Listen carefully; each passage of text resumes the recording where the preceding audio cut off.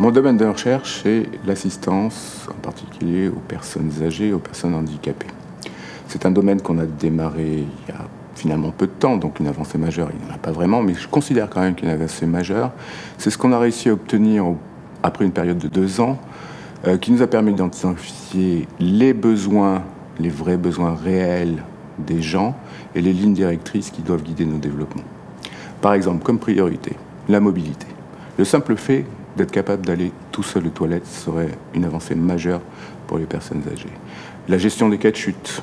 La chute, c'est un élément de santé publique absolument crucial pour les personnes âgées avec des conséquences dramatiques.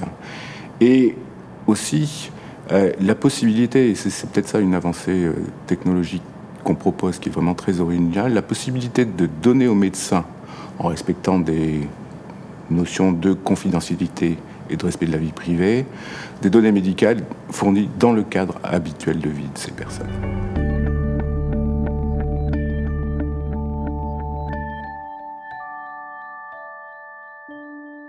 D'abord, il y a eu une évolution technologique majeure pour nous, les roboticiens. C'était la facilité de faire des nouveaux robots parce que les ordinateurs deviennent beaucoup moins chers, les capteurs deviennent plus accessibles, plus facilement interfaçables avec ces ordinateurs.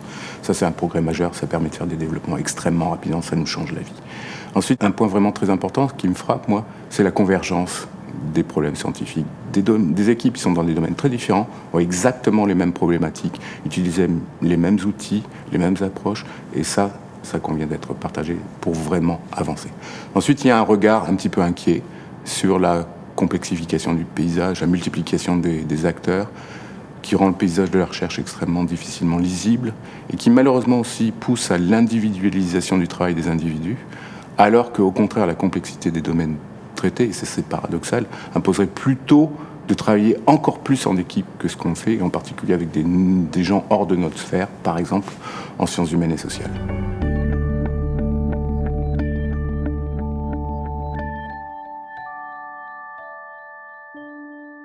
D'abord, un domaine très particulier, c'est que dans les problèmes de l'assistance, on a un problème majeur, c'est le transfert. C'est-à-dire être capable de soulever une personne qui peut peser 120 kg, de la promener partout dans une pièce.